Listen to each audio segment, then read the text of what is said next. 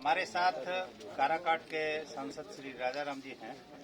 हम उनसे बात करेंगे और ये जानेंगे कि वर्तमान स्थिति में बिहार की राजनीति और देश की राजनीति में जो हालात हैं उसमें आम जनता के लिए क्या समस्या है, कैसे उसका निदान कर पाएंगे, इस संबंध में दो शब्द। बिहार में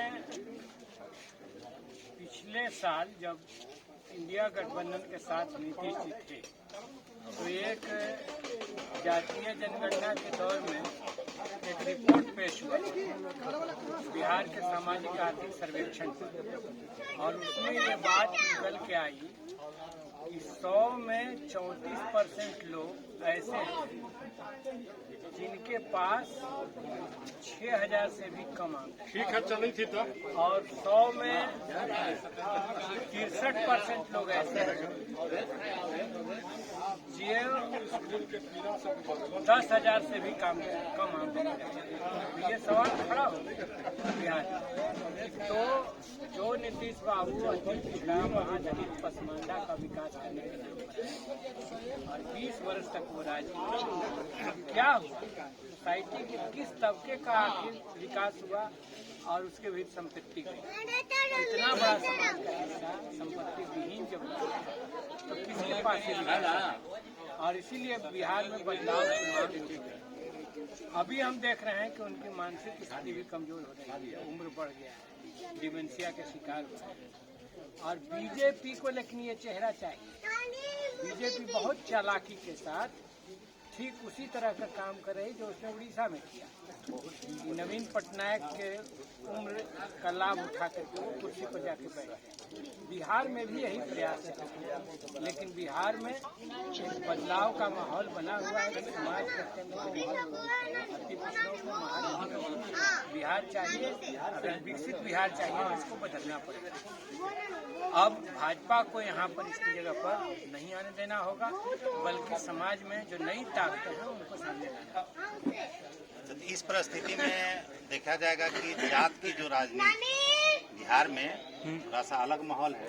जात की राजनीति को किस दृष्टि से विभिन्न जातीय संगठन है वो उसमें कारगर भूमिका निभाते हैं, उसमें आप अपनी क्या भूमिका है?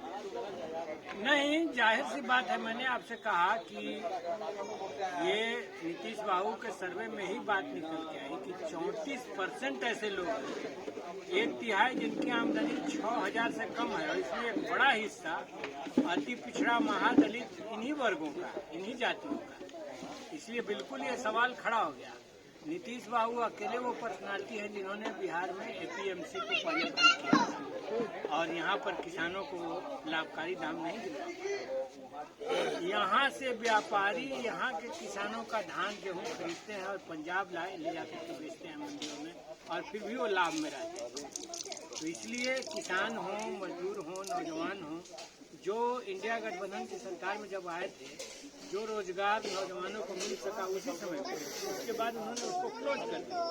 तो स्वाभाविक बात है कि नौजवानों को रोजगार के लिए, शिक्षा की बेहतरी के लिए, किसानों को उनके फसलों का वास्तविक दाम देने के लिए एक गैर भाजपा, गैर एनडीए सरकार बिहार को चाहिए।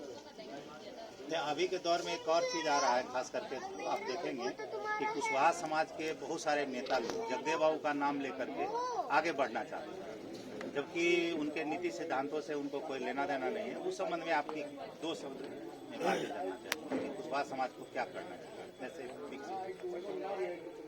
देखिए, भाकपा माले के संघर्षों से, समाजवादी नेताओं के संघर्षों से, उसमें लालू जी भी हैं, उसके पहले जगदेव बाबू ने लंबी लड़ाई लड़ी, शहादत तक की। तो इन संघर्षों से बिहार का सोशल जस्टिस का सवाल बहुत आगे बढ़ा, जिसको कहते हैं बोलने का अधिकार मिलना, खटिया पर बैठने का अधिकार। इसमें हमारे हजारों सैकड़ों कार्यकर्ता शहीद हुए ग्रामांचलों में सामंतवादी ताकतों के खिलाफ लड़ते हुए। नीतीश बाबू के राज में उसको रीस्टोर करने की बीजेपी और नीतीश जी की जो पुनर्स्थापित करने की कोशिश रही, और इसीलिए सामाजिक न्याय की लड़ाई को अगर आगे बढ़ना है तो भाजपा जैसी ताकतों को पीछे धकेलना होगा। इसके अलावा कुशवाहा समाज भी एक पिछड़ी जाति का एक प्रगतिशील समाज है, एक किसान जाति है, तो किसानों के भले के लिए भी और समाज में दलितों और पिछड़ों के सामाजिक न्याय के लिए भी इस समाज के लोगों को अगुवाई करने के लिए सामने आना चाहिए और वैकल्पिक राजनीति का उनको एक बुनियाद डालना चाहिए। चलिए, बहुत बहुत धन्यवाद आपका।